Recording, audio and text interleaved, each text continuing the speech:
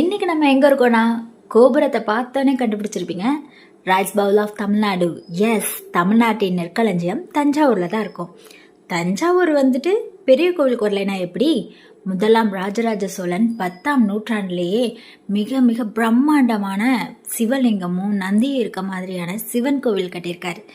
இது எத்தனை டைம் பார்த்தாலும் பிரமிக்க வைக்கிற மாதிரி இருக்கும். அப்படியே பார்க்க பார்க்க அப்படியே மெய் சிலிர்த்துரும். நல்ல க்ரௌடாக இருந்தது. இது வந்து நம்ம தமிழ்நாட்டிலேயே one of the tourist place. Plus சாமி கும்பிடவும் நிறைய பேர் நமக்கு டெய்லி வந்துக்கிட்டே இருப்பாங்க.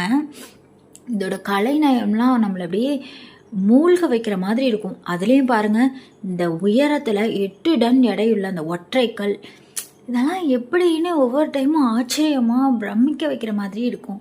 ஈவினிங் டைம்லேயும் கோவில் எல்லோ லைட்டில் நல்லா பிரகாசமாக இருந்தது. சாமியை பார்த்துட்டு வீட்டுக்கு கிளம்பிட்டோம்.